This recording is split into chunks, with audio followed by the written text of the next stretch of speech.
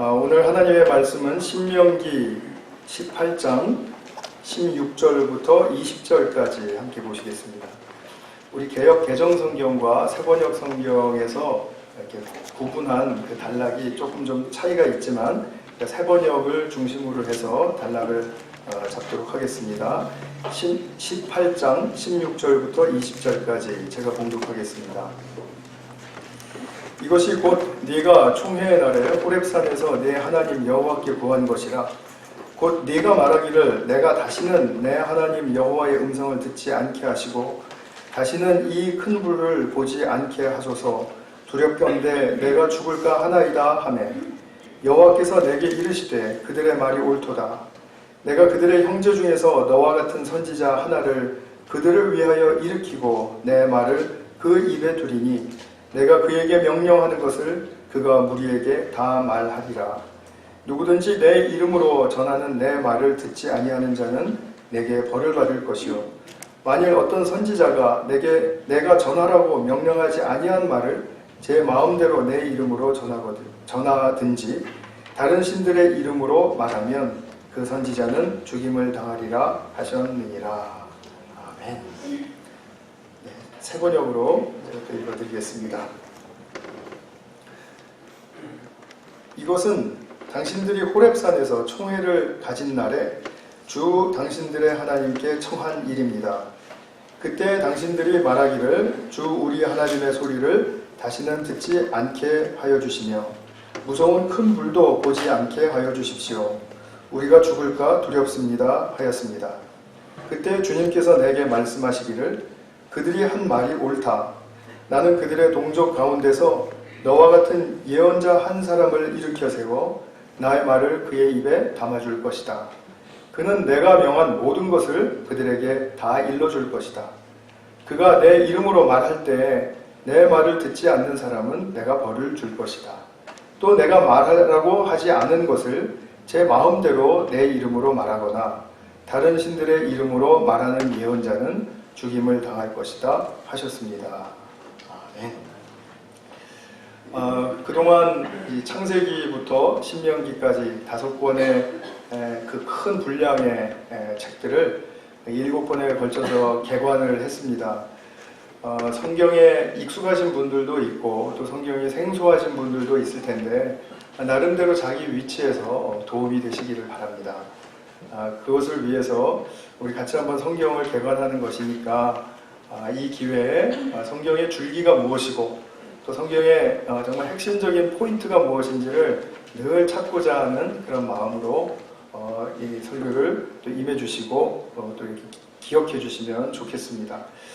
앞으로 이제 이렇게 개관으로 쭉 순서대로 하니까 다음 주일에 제가 무엇을 설교할 것인지를 대강 쉽게 눈치채실 수 있지 않습니까? 다음 주에는 이제 신명기 다음에 여호수아서를 보겠죠. 그렇게 아실 수 있기 때문에 가급적이면 주중에 그 다음에 설교할 그 책에 대해서 한번 좀 꼼꼼하게 자세하게 살펴보시고 그렇게 밑줄도 그으시고 또 눈에 띄는 구절들 또 정리도 하시고 이렇게 하셔서 정말 나름대로 그 성경책을 잘 이해하시고 참여하시면 더 유익이 크시리라고 믿습니다. 그리고 또 목장 모임에서 우리 교환을 가지고 지금 나누고 계시죠. 여러분들이 가지고 계시는 그 의문점들이 있을 겁니다. 역시 개관이기 때문에 의문점이 생기지 않을 수가 없을 겁니다. 그래서 서로 토론하시고 또 서로 묻고 답하시고 하는 중에 또 어떤 것이 좀 더 확실하게 알고 싶은 것이 있으면 목동님을 통하시든지 또는 제게 직접 알려주시면 제가 또 그 다음 설교에 또 반영할 수도 있고요. 또는 제가 직접 답을 해드릴 수도 있고 이렇게 하겠습니다. 그래서 정말 성경이 어떤 책인가 하는 것을 이번 기회에 한 발자국 더 깊이 잘 아실 수 있기를 바라는 마음이 큽니다. 오늘은 지금까지 우리 모세오경 5권의 책을 간략하게 좀 복습을 하고요. 그 다음에 한 발짝만 더 들어가 보겠습니다. 모세오경에 나타난 하나님의 언약, 그리고 또 하나님이 그 당신의 백성들과 함께 동행하심, 그래서 인도하심, 이것이 궁극적으로 바라보게 하시는 것이 무엇인가? 그 문제 굉장히 중요합니다. 제가 여태까지는 이 책의 그 이제 1차 독자의 관점에서, 그러니까 말하자면 모세가 쓴 이 글들을 직접 받아보는 그 사람들의 관점에서 좀 많이 비중을 두고 설명을 해드렸어요. 그러나 오늘은 우리의 입장에서는 어떻게 볼 것인가 하는 그런 부분이 이제 후반부에서 집중적으로 이제 조명이 될 것입니다. 그래서 그 부분을 우리가 좀 살펴보시면 좋을 텐데, 결국 하나님께서 우리에게 궁극적으로 바라보게 하시는 것이 무엇인가? 무엇일까요? 그리스도이십니다. 그리스도 구원자이세요. 그 1차 독자들에게 있어서는 미래에 오실 그리스도였겠죠? 당연히. 오늘도 본문에서 말하는 것처럼 내가 그들의 동족 가운데서 너와 같은 예언자 한 사람을 일으켜 세울 것이다, 이렇게 말씀하시는 미래에 관한 문제이고, 우리에게 있어서는 2000년 전에 오신 예수님, 즉 그 그리스도의 과거에 오신 그 그리스도에 관한 것을 우리가 다시 기억하면 되겠죠. 그래서 오늘 이제 첫 번째 이제 첫 번째 전반부에서는 제가 한번 좀 복잡하게 여겨지실 수 있지 않도록 최선을 다해서 이 모세오경의 흐름을 한번 좀 살펴보겠습니다. 그 흐름을 살펴보시려면은 이 각 책들의 히브리 원어의 제목들을 따라서 이렇게 기억하시면 편하실 것 같아요. 저도 그것을 항상 지난 7주 동안 생각을 했는데요. 한번 보겠습니다. 창세기는 그 원어 제목이 태초에입니다. In the beginning. 그리고 출애굽기는 그 이름들이라는 뜻입니다. 그 이름들. 그 이름들이라는 누구를 지칭을 할까요? 아브라함 이후로 몇 명밖에 없었는데 출애굽기에서는 아주 많은 민족으로 자라나서 번성했죠.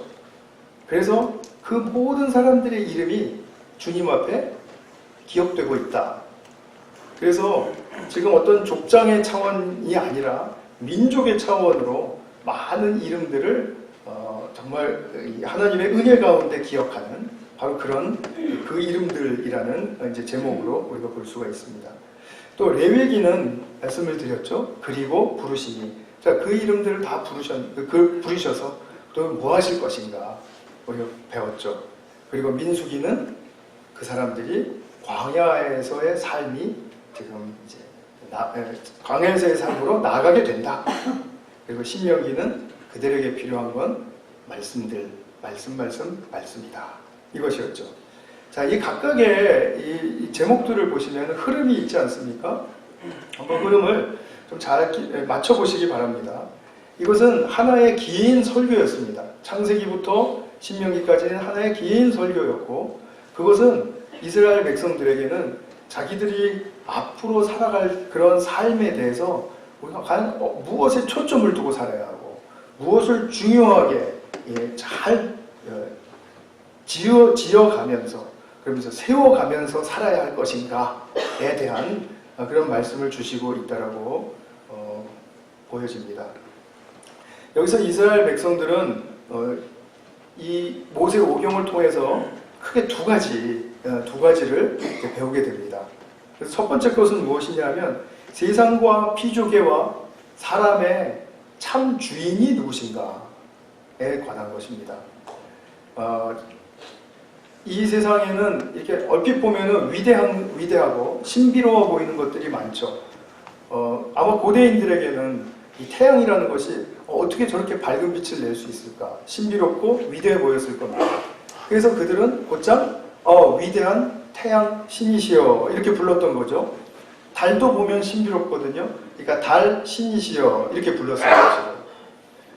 심지어는 그 이집트에서는 개구리가 그 알을 수도 없이 그 연못에다가 많이 나는 것을 보고, 야, 이렇게 다산할 수가 있나? 이거는 신적인 능력을 가진 존재임에 틀림없다. 그래서 개구리 신도 있었고요. 그래서 모든 것들이 신비롭고 자기들의 어떤 그 능력과 이해를 넘어가게 되면 그런 걸 다 신성화했다는 말이죠. 그러나 창세기와부터 시작해서 신명기까지는 그러나 그런 것들은 모두 다 하나님의 피조물에 불과하다. 피조물인데 그 피조물의 참 주인은 누구인가에 관한 것을 이제 보게 하기 위함이었습니다.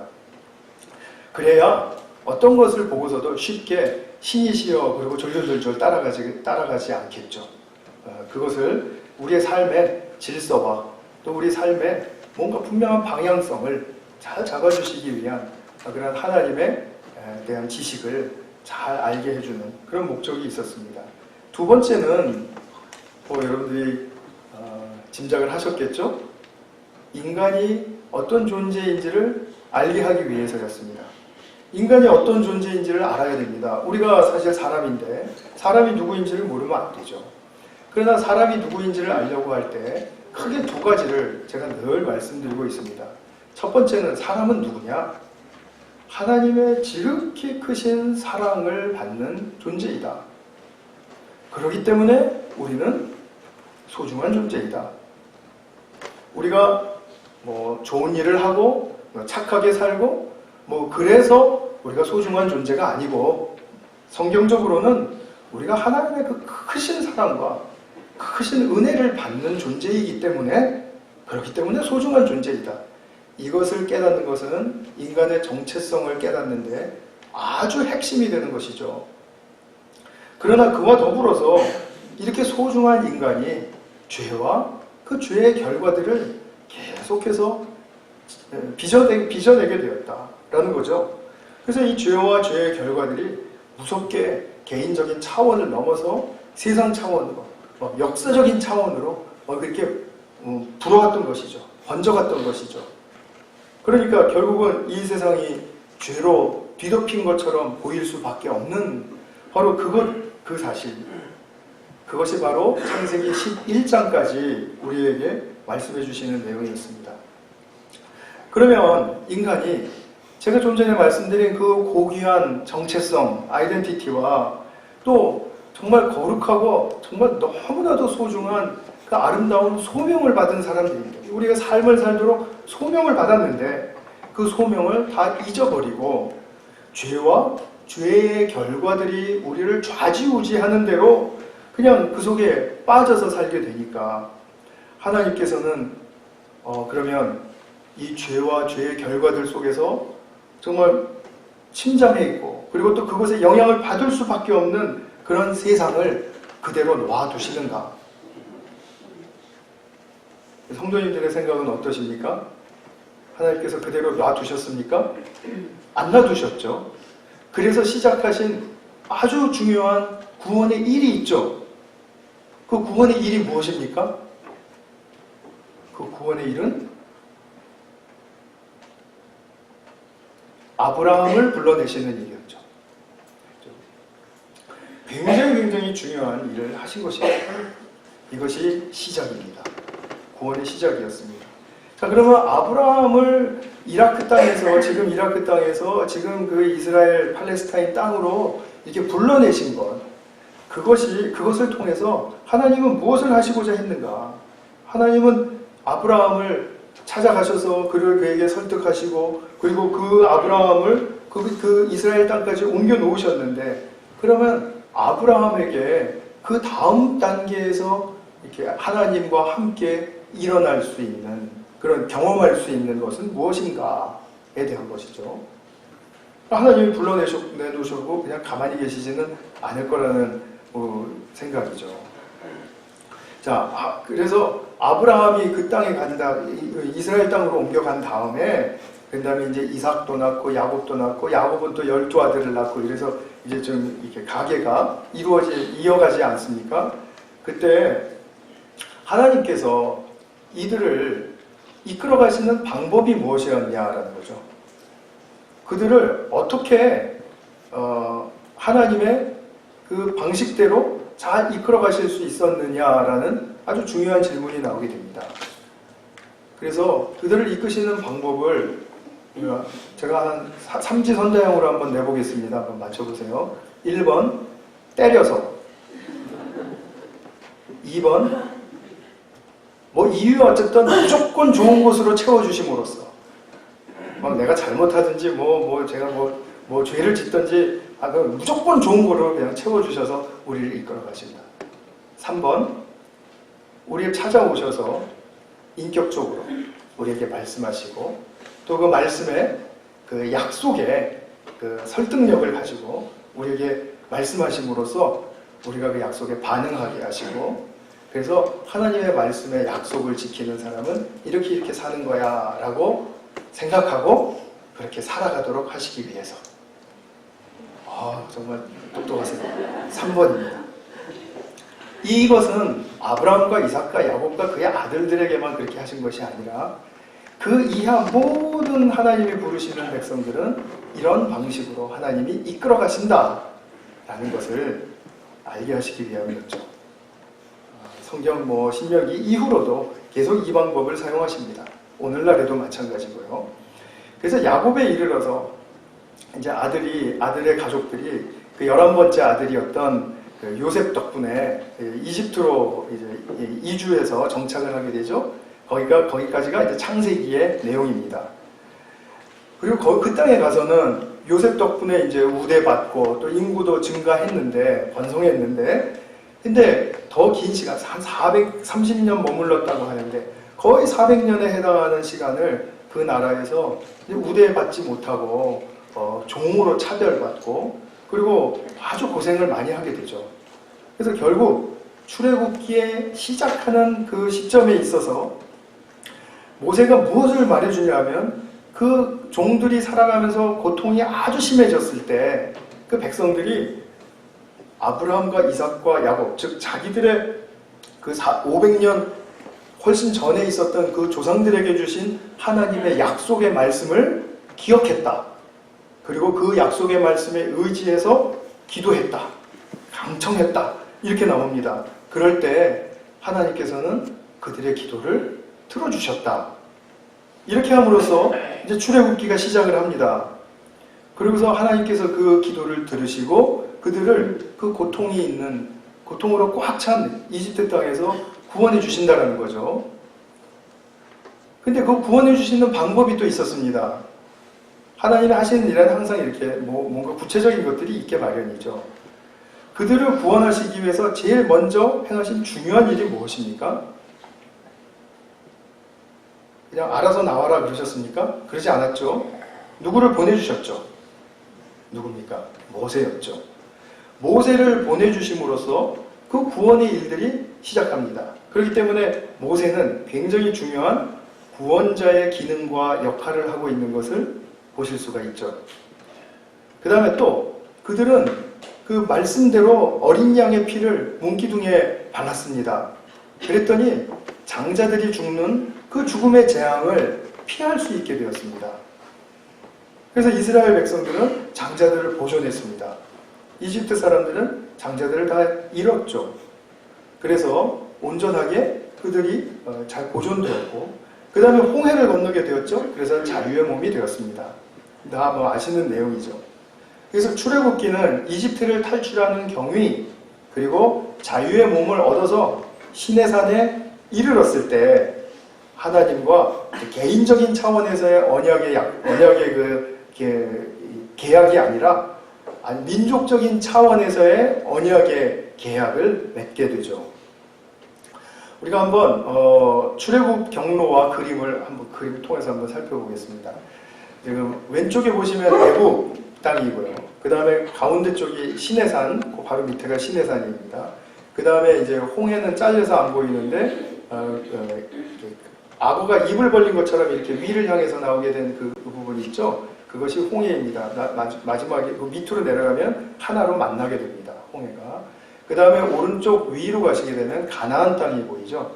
그래서 이스라엘 이 사람들은 어디에 살았었냐면 고센 땅, 왼쪽 위에 보이시는 고센 땅에 살았습니다. 거기 빨간 동그라미가 나와야 되는데 네, 나왔습니다. 저기 살고 있었고요. 그 다음에 이제 이들이 어떤 경로를 구체적으로 택해서 왔는지, 지금 또 그때 3,500년 전이니까 지형이 다소 조금 변화됐을 수도 있고요. 그것은 우리가 구체적으로 잘 알 길이 없습니다. 그러나 왼쪽 홍해 지류에 어떠한 이제 물을 건너가게 되는 역사가 있었던 것 같아요. 그래서 그쪽 어디서 이제 홍해를 건너게 되었고요. 그 다음에 밑으로 시내산에 이르게 되었죠. 그런 다음에는 가데스 바네아라는 아주 유명한 곳이죠. 정탐꾼을 보냈고 그 정탐꾼들이 막 이제 겁주는 그런 보고를 하게 되고, 그래서 이제 하나님이 화나시고 뭐 했던 일이죠. 그 다음에는 이제 하나님께 40년의 그러니까 38년의 광야 생활을 이제 딱 이렇게 이제 받고 광야 생활에 대해서 듣고 그리고 이제 헤매게 되죠. 그래서 결국은 올라간 곳이 지금 오른쪽 빨간 동그라미가 있는 시딤이라는 곳인데, 사실 시딤이 아니라 조금 더 위쪽입니다. 그래서 근데 지도에는 그 지형이 표시가 안 돼 있어서 제가 거기다 이렇게 표시를 했는데요. 거기서 바로 이제 왼쪽으로 가나안 땅으로 들어가게 되죠. 그래서 요단강을 건너서 이제 들어가게 된다는 겁니다. 이것이 그냥 우리가 간략하게 볼 수 있는 그 출애굽의 경로입니다. 거기 이제 실선으로 나오고 뭐 점선으로 나오고 하는 복잡한 선들이 있는데요. 그래서 뭐 출애굽 경로다, 뭐 가능성이 있는 경로다, 뭐 해가지고 학자들이 또 많이 연구하니까 이렇게 이제 우리에게 보여준 것입니다. 네. 그러면 이 광야 생활을 하면서 무엇을 중심으로 해서 살라고 하나님께서 말씀하셨는가? 그들에게 중심이 되는 무엇인가를 말씀해 주셨죠. 그것은 바로 율법과 성막에 관한 것이었습니다. 그죠? 율법을 주셨고 성막 짓는 법을 가르쳐 주셨고 성막을 중심으로 해서 살아라 라는 거였죠. 이 두 가지는 그들의 삶에 있어서 정말 빼놓을 수 없는 아주 중요한 요소들이었습니다.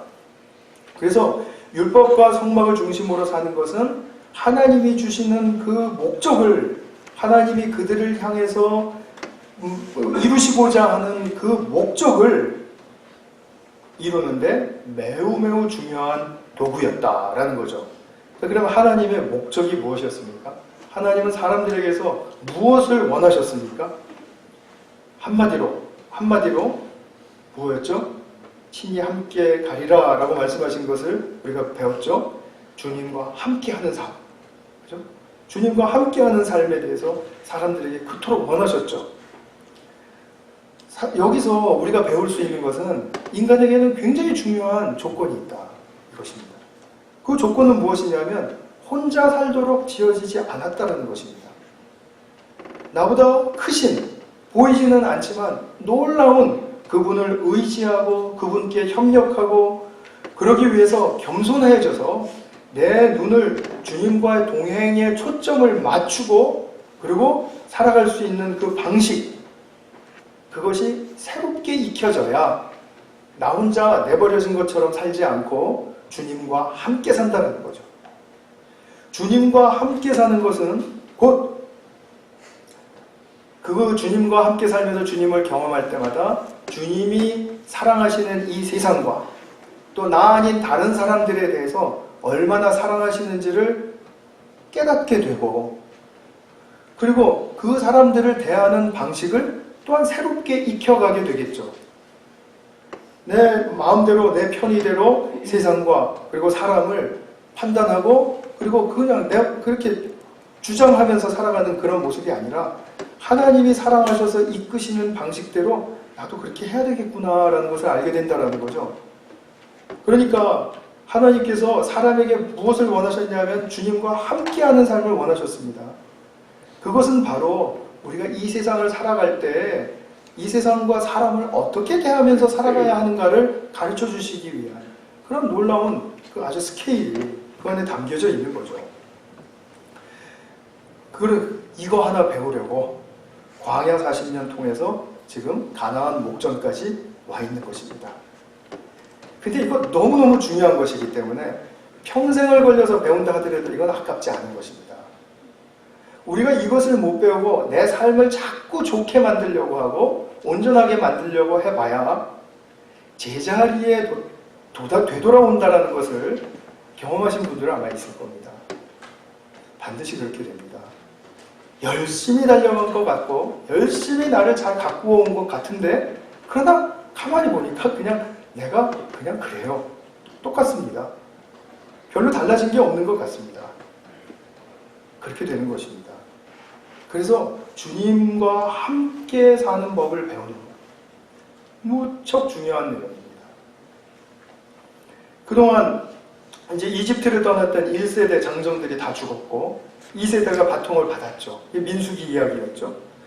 그런데 자, 이제 그들은 굉장히 긴장되었습니다. 왜냐하면 생각을 해보세요. 자기 부모들이 보여준 그대로 살아가면 안 돼요. 그거는 분명히 교훈적으로 보았습니다. 그런데 어떻게 살아야 할까? 지금 또 특별히 가나안 입성을 앞두고 지금 굉장히 긴장되고 그리고 굉장히 위기감이 있는 그런 형편에 있단 말이죠. 그러면 그들은 지금 이 영적인 위기감 속에서 어떻게 주님께 더 가까이 가야 할 것인가? 그거는 알았으니까. 그리고 진짜 내가 주님께 가까이 갈 때 무엇을 찾아야 하는가? 그리고 가나안 땅에 대한 기대감이 있지 않습니까? 근데 가나안 땅에 이제 들어가서 우리가 그 땅을 쟁취해야 하는데, 싸워서 그것을 얻어내야 하는데, 그거 얼마나 두려운 일입니까? 거기에는 철거 병력으로 무장된 그들보다 앞선 문화를 가지고 있는 그러한 우수한 그 문화를 자랑하는 이방 민족들이 쭉 깔려 있거든요. 근데 이 사람들은 아직도 지금 청동기 무기를 가지고 들어가야 된다는 거죠. 하나님이 들어가라니까 그 말씀만 믿고 들어가는 것이죠. 얼마나 두려웠겠습니까? 그런 복합적인 마음으로 가득했을 이 2세대에게 광야 생활을 통해서 과연 무엇을 배우고 익혔는가? 아직 제대로 배우지 못했고, 부모들이 이집트에 있을 때 그 종으로 있을 때를 이제 이야기를 해줬을 텐데, 자기들에게도. 야, 그때 있었어야 차라리 더 나았을까? 하고 생각하는, 또 그렇게 살아가고 싶은 그런 방식을 구하는 마음이 그대로 그냥 살아있다면, 그럼 그거는 안 된다. 라는 것을 너무나 분명하게 알았는데, 지금 어떻게 살아야 될 것인가? 그것이 지금 너무 중차대한 이 백성들에게 주어진 이슈였죠. 우리가 이제 그냥 성경을 다 이렇게 그냥 두루뭉술하게 그냥 딱 이렇게 잡아서요. 아예 사람들은 다 망했어. 이렇게 생각하시면 안 됩니다. 1세대는 망했습니다. 2세대는 영적으로 안 망했습니다. 그것은 다음 주에 우리 여호수아를 보시면서 제가 말씀드릴 수 있습니다. 자, 기대하시고요. 자, 그런데 모세는 지금도 계속 2세대에게 말씀한단 말입니다. 도대체 말씀해서 그 말씀을 쫓으려고 애는 쓰고 있는데, 그럼 그게 어떻게 됐다라는 거죠? 그게 지금 묘연하다라는 거죠. 어떻게 살라라는 것입니까? 말씀 그래서 이렇게 합니다. 근데 이렇게 하는데 그냥 그것 자체가 뭘 어떻게 내게 무엇을 보장해주고 무엇을 약속해주는지를 모르겠다라는 거죠. 애매한 느낌이 든다라는 거죠. 혼동스럽기도 하고요. 도대체 구체적인 게 잡히지 않는다라는 말씀이죠. 또 우리 인간들에게는 약점이 있죠. 말씀이 얼마나 중요한지는 알아도 그래서 피상적으로 자꾸 보게 된다라는 거죠. 피상적으로. 그러니까 이 피상적인 태도를 보면서도 말씀이면 다 된다라는 그 이상한 결론을 가질 수가 있습니다. 자, 말씀을 믿지 않는 것도 문제지만 말씀이면 또 다 된다, 이것도 또 문제가 있는 거죠. 그렇지 않습니다. 이 핵심적인 이 부분을 간파하는 것은 결코 쉬운 문제가 아닙니다. 정말 기독교 기록되고 또 우리에게 또 읽혀지고 또 들려지는 이 말씀에서 그럼 과연 우리는 무엇을 찾아야 하는가? 그 부분에 대한 아주 중요한 이슈가 여기 있는 것입니다. 앞서서 말씀드린 것처럼 말씀하면서 무엇을 찾아야 합니까? 그리스도, 하나님의 궁극적 구원자 그리스도를 찾는 것이죠. 자, 이 부분에 대해서 제가 조금 더 깊이 들어가겠습니다. 요즘 예능 프로그램 중에 수민의 반찬이라는 거 아십니까? 스승 셰프가 누구냐면 김수미 씨예요. 탤런트 김수미 씨. 다 아시는데 제가 말하고 있는 겁니다. 김수미 씨인데 그녀가 앞서서 이렇게 요리를 하면 따라하는 3명의 전문 셰프들이 있습니다. 김수미 씨는 말하자면 평신도 셰프고요. 이 3사람은 전문 사역자 셰프들이에요. 근데 김수미 씨 요리를 똑같이 따라합니다. 근데 그 3명 중에 한 명이 누구냐면 불가리아 출신의 미카엘입니다. 천사장 미카엘이 아니고요. 불가리아 출신의 지금 한 30 중반 된 그 미카엘입니다. 근데 수미 씨를 따라서 이제 셰프들이 음식을 쭉 만들고 나면 맛보는 순서가 있습니다. 맛보는 순서가 있는데 그 미카엘의 음식을 맛보면 정말 많은 사람들이 뭐라 그러냐면 야, 이거 똑같은 재료로 똑같은 방법으로 했는데 왜 된장국에서 치즈 냄새가 나지? 이렇게 말을 합니다. 서양 향이 난다라는 거예요. 그래서 정말 이상하다라고 이렇게 이야기를 해요. 그럼 미카엘은 울상이 됩니다. 굉장히 절망되겠죠, 그죠? 왜 내가 만든 된장국에 넣지도 않는 치즈 냄새가 나냐 이거죠. 한식을 해도 자기 것만 서양 맛이 난다고 하니까 이게 좌절되지 않겠습니까? 어떤 생각이 들 것 같습니까? 여러분들 같으면. 그럼 도대체 미카엘 불을 어떻게 하라는 거죠? 왜 불렀어요, 그 사람? 그렇게 망신 주려고 불렀습니까? 뭐 그렇게 그런 속셈이 있었는지도 모르겠습니다만. 자, 우리가 우리 쪽으로 돌아와서 한번 생각을 해보겠습니다. 우리가 나름대로 예배 열심히 드리고 잘 드리고 기도도 하고 말씀도 읽고 봉사도 열심히 하고 다 하라는 대로 따라서 합니다. 그런데 아직도 옛사람 냄새가 난다고? 자, 이렇게 들으면 여러분들 어떠시겠습니까? 심각하죠? 이스라엘 백성들 같으면 아직도 내가 이집트 종 냄새가 난다고? 박사과정 2년, 3년 차 이렇게 막 들어왔는데 아직도 내가 석사 때와 비슷한 수준이라고? 그래도 우리는 믿으려고 애쓰고 최선을 다해서 따라가려고 하는데 내게서 옛냄새가 난다고 왜 그러지? 엄청난 딜레마 아닐까요? 똑같이 따라했습니다. 말씀대로 따라했고 방식도 배워서 따라했고 그리고 내 나름대로 정성도 들여서 따라했습니다. 따라서 했는데 왜 옛 냄새가 나냐라는 겁니다. 근데 이것은 우리가 그러지 않으리라고 생각하면 좌절하게 되는 것이죠. 누구에게나 닥치는 딜레마인 것입니다. 예를 들어서 뭐 이런 거겠죠. 제가 이제 설교학 교과서를 열심히 공부를 해서 간파해가지고 그 설교학에서 말하는 그대로 설교서를 쫙 만들어서 다 이렇게 설교를 했는데 저 사람 설교에서는 왜 이슬람 냄새가 나지? 그러면 엄청나게 좌절스럽지 않겠습니까? 이슬람은 좀 심하고 저 사람은 아직도 저렇게 어리석게 설교를 하는 것처럼 보이지? 이렇게 하면 얼마나 좌절이 될까요? 우리 삶의 어떤 부분에서도 이것은 적용될 수 있는 말이지 않습니까? 근데 미카엘이 이 좌절의 시점에서 매우 중요한 한 가지를 합니다. 매우 단순하고 또 매우 쉽게 할 수 있는 일입니다. 소망으로 자기 자신을 턴어라운드, 전환시킬 수 있는 바로 그런 계기의 일입니다. 무엇인지 아십니까? 자기 조리대를 떠나서 수미 씨 조리대로 가서 수미 씨가 만든 음식을 딱 맛보는 것입니다. 아, 이 맛이로구나. 그리고 다시 자기 조리대로 돌아옵니다. 그런데 그 맛을 본 사람의 이야기를 이렇게 들으실 때는 펀나보지 그렇게 생각하실지 모르지만 미카엘이 진짜 이 맛이구나 하고 딱 알았을 때는 자기는 아직 그 맛을 낼 수 없는 수준이라 할지라도 희망을 갖게 됩니다. 그렇죠? 그래서 왜 치즈 냄새가 나지 할 때 그 미카엘 모습과 수미 선생의 그 음식을 먹고 이 맛이구나 하고 딱 그 맛을 봤을 때 그 표정, 제가 실력이 있으면 좀 이 동영상 캡처를 해서 두 모습을 이렇게 딱 보여드리고 싶었습니다만 그럴 시절까지 안 돼서 하여튼 상상을 해보시기 바랍니다. 이 맛이구나. 딱 알 때 자기도 이런 맛을 낼 수 있다라고 소망을 갖게 됩니다. 금방은 안 되겠죠. 그러나 그 맛을 알았어요. 분명하게 무엇을 향해서 가야 되는지를 알았습니다. 이것은 인간에게 큰 삶의 동력이 되는 것입니다. 굉장히 큰 활력이 됩니다.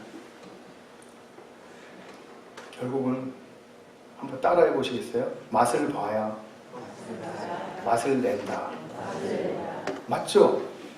미카엘은 그 맛을 보지를 못했기 때문에 그냥 하라는 대로만 했습니다. 근데 맛을 보면 이제는 내가 어떻게 이 맛을 내야 되는지 더 선명하게 알게 됩니다. 그리고 그것에 초점을 기울이겠죠. 굉장히 중요합니다. 내 마음과 내 인격의 초점이 어디를 향하고 있느냐는 우리는 겉으로 봐서는 알 수 없지만 그것은 너무나도 중요한 문제입니다. 이스라엘 백성들이 모세가 하라는 대로 다 했거든요. 근데 하고 또 했습니다. 그때 죽었습니다. 뭐 나름 했죠. 그리고 도대체 어떻게 하라는 거야? 어떻게? 그렇게 만나는 단계가 우리에게도 누구에게든지 옵니다. 자기들은 한다고는 하는데 이 옛 삶의 탄성이 남아서 아직 그 자유의 구원의 맛을 내지를 못합니다. 삶에서 그것을 내지를 못해요. 아마 모세도 큰 고민이었을 것입니다. 분명히 자기도 하나님이 주신 말씀, 그 온전한 말씀을 가감없이 정말 양심껏 최선을 다해서 전했는데, 근데 자기가 전한 말씀도 힘이 없더라는 거죠. 온전한 말씀을 전했는데도. 그럼 모세도 자기 한계를 느꼈겠죠? 그렇죠. 저도 매주 나름 열심히 설교를 하지만 왜 이게 이렇게 좀 못 알아들으실까? 아니면 왜 이렇게 10년, 15년 지금째 하고 있는데 그 말씀의 열매는 과연 어디 있을까? 하고 한계를 느낄 수 있는 것처럼 모세도 그랬겠죠. 이 말씀을 안 전해 보셔서 모르시겠습니까? 근데 그래서 자기가 전한 율법은 신성하고 온전한 것이었음에도 불구하고 하나님께서 이렇게 말씀하시는 것을 다시 백성들에게 각인시켜 줍니다. 그것이 신명기 18장 18절의 말씀이죠. 하나님이 말씀하시는 것입니다. 나는 그들의 동족 가운데서 너와 같은 모세와 같은 예언자 한 사람을 일으켜 세워서 나의 말을 그의 입에 담아줄 것이다. 예언자 한 사람은 앞으로 올 선지자들의 집합을 이야기합니다. 문법적으로는요. 그러나 이 집합 속에서도 모세는 모든 선지자들의 궁극적 선지자를 가리켜서 말을 하고 있는 것을 우리는 알 수가 있습니다. 그 궁극적 선지자 누구입니까? 예수 그리스도이시죠. 구원의 성취자. 그분에 담겨진 그 하나님의 말씀은 정말 파워가 있다. 진짜 맛을 낼 수 있다. 즉 우리가 믿는 예수님, 그분이시죠. 율법과 성막의 매뉴얼을 완벽하게 지켜낸다 하더라도 이분에게서만 진짜 맛을 낼 수 있었던 광야 1세대, 2세대, 그리고 그 후로 후세대들. 자, 오늘 우리도 마찬가지이죠.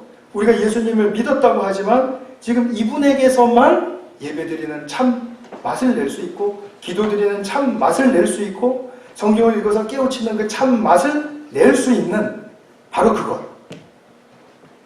그것은 바로 그리스도께로부터만 온다라는 거죠. 그러니까 우리가 광야 생활을 하면서 지금 창세기부터 신명기까지 이렇게 보셨는데 가만히 보면은 제가 개관하면서 다 다루지는 않았습니다만 오늘 좀 그런 부분을 좀 몇 군데만 한번 살피고 말씀을 마치려고 합니다. 자, 첫 번째 것은 무엇이냐면 광야 생활 중에서도 예수 그리스도를 가리켜서 보게 하시려는 하나님의 의도가 있었습니다. 민수기 21장 8절에서 9절까지 보면 이스라엘 백성들이 죄를 짓고 그 대가로 불뱀들이 습격해서 그 사람들이 막 물려서 죽게 되었죠. 그때 살 길이 있었습니다. 그 살 길이 무엇이었습니까? 놋뱀을 만들어서 기둥 위에다가 이렇게 달아놓으면, 자, 그리고 그것을 바라보면, 그러면 그 사람들 독뱀에 물렸어도 살아날 수 있었습니다. 어떻게 하면 살아난다고요? 바라보면 살아납니다. 우리가 생각하기에는 전혀 이성적이지 않죠. 어떻게 바라보는데 독이 없어지고 살아납니까? 그런데 여기에 하나님의 비밀이 있었다는 거죠. 우리가 합당하게 할 수 있는 모든 방법들 속에서 그것을 감추어 놓으셨다면, 그러면 우린 또 뭐 자기 나름대로의 방법을 맨날 강구하면서 더 좋게 만들려고 애를 썼을 겁니다. 그러나 우리가 생각하는 것과는 완전히 생뚱맞은 방법, 바라보면 산다. 이것이 얼마나 인간에게 참 진수의 맛을 보게 해주는가를 경험하게 하시는 거죠. 그것이 바로 바라보면 독이 없어지고 살아가는 그 경험이었습니다. 자, 오늘날에 있어서는 무엇입니까? 오늘날에 있어서는 십자가에 매달리신 예수 그리스도를 자기의 인격과 자기의 모든 관심의 초점을 가지고 바라볼 때 우리는 그분이 이루신 그 구원의 영적인 진수를 맛볼 수 있다라는 것입니다. 그렇기 때문에 물리적으로 예수님은 2000년에 떨어진 시간대 때 사셨어도 괜찮아요. 지금 이것은 나의 영혼의 문제이고 나의 인격의 문제이고 나의 관점의 문제인 것입니다. 자, 그래서 바라봄 속에서 열리는 영적인 눈 그리고 영적인 진수를 맛봄, 이것이 바로 우리의 행위와 구원은 관계없다라는 그런 차원에서 지금 그 말이 나온 것입니다. 자, 레위기 성막 제사 드리죠. 제물을 드립니다. 이것을 통해서 무엇을 봅니까? 궁극적으로 죄를 극복하게 하시고 하나됨을 누리게 하시는 그리스도의 무슨 사역이라고 그러죠? 속죄 사역이라고 그러죠. 속죄 사역을 보게 하는 거죠. 그죠? 나는 매뉴얼에 따라서 훌륭하게 제사의 형식과 순서를 잘 지킵니다. 근데 이것을 하면서 무엇을 바라보아야 됩니까? 무엇에 초점을 맞춰야 됩니까? 장차 이루실 궁극적 구원자 그리스도의 완성된 속죄 사역의 축복을 기대하는 거죠. 이렇게 말씀드리니까 재밌으시죠? 출애굽기는 뭡니까? 출애굽기. 아까도 말씀드린 것처럼 모세 그 인물 자체가 이집트에서 백성들을 구원하는 구원자의 어떤 모형을 가지고 있죠. 역할과 기능을 가지고 있습니다.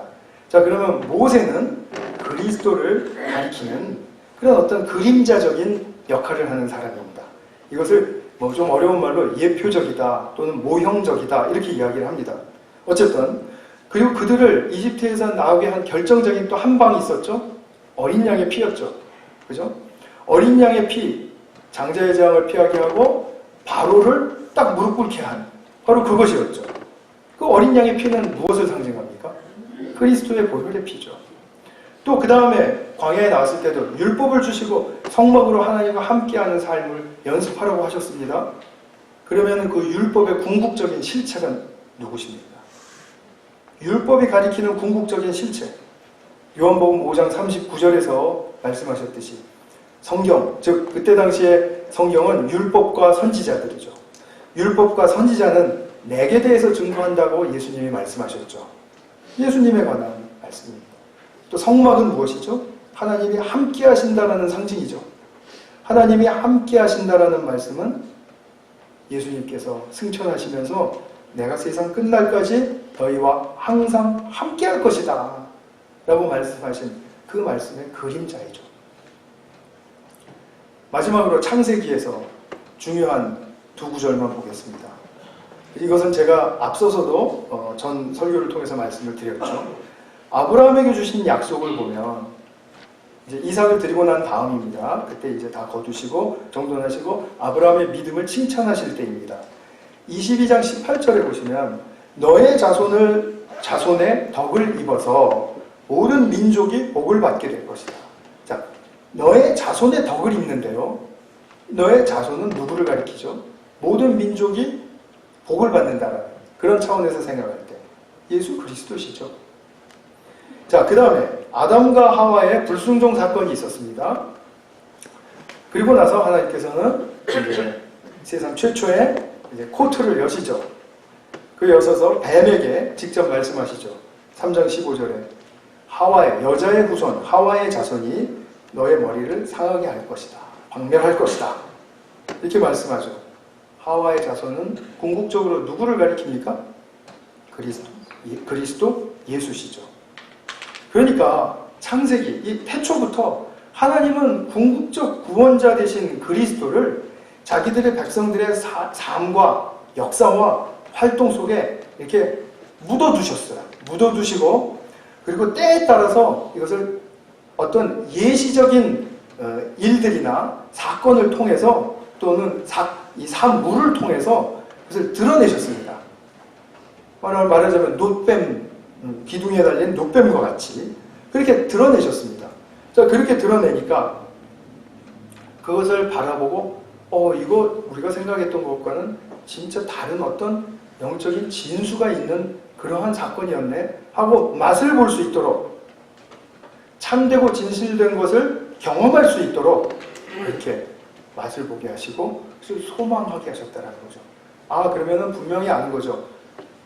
예수님이 다시 오실 때, 그리스도가 다시 오실 때 내가 맛본 것은 이것이 더 완성된 차원으로 분명하게 이루어지는 것이로구나. 그것을 알게 되는 거죠. 우리가 삶을 살아갈 때도 마찬가지입니다. 주어진 말씀과 그리고 우리의 삶의 행동 속에서 그리스도라는 그 숨겨진 실체를 찾고 만나실 수 있습니다. 그리스도를 숨겨놓으신 이유에 대해서는 제가 차츰차츰 말씀드릴 기회가 있을 거라고 믿습니다.